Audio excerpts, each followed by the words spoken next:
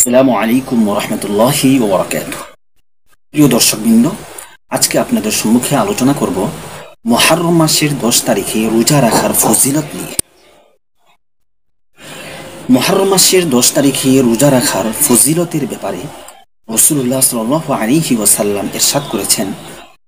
এই হাদিসটি মুসলিম শরীফের 1162 নম্বর হাদিসে বর্ণিত হয়েছে।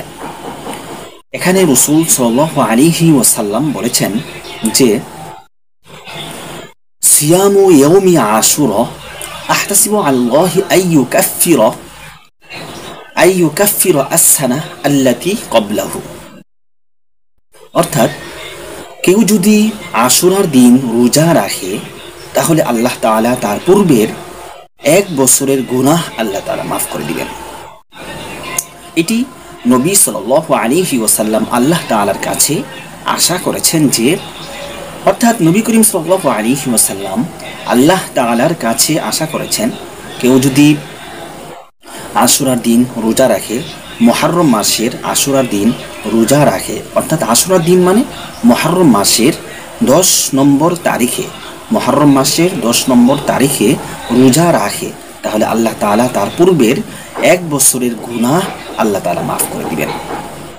হযরত রাসূল করিম সাল্লাল্লাহু আলাইহি ওয়াসাল্লাম এই আশুরার দিন রোজার সাথে একদিন আগে অথবা একদিন পরে, মানে আশুরার সাথে একদিন অথবা আশুরার পরের একদিন, অর্থাৎ 9 নম্বর তারিখ অথবা 11 নম্বর তারিখ এড করে রোজা রাখার কথা বলেছেন, যাতে ইহুদিদের সাথে সামঞ্জস্যপূর্ণ না হয়, যাতে কারণ 10 নম্বর তারিখে ইহুদিরাও রোজা রাখে, ইহুদিদের সাথে সামঞ্জস্যপূর্ণ না হওয়ার জন্য নবী করিম সাল্লাল্লাহু আলাইহি ওয়াসাল্লাম 9 নম্বর দিন অর্থাৎ মুহররম মাসের 9 নম্বর তারিখ এবং মুহররম মাসের 11 নম্বর তারিখে 10 নম্বর তারিখের সাথে মিলিয়ে রোজা রাখার জন্য বলেছেন। অর্থাৎ আপনি যদি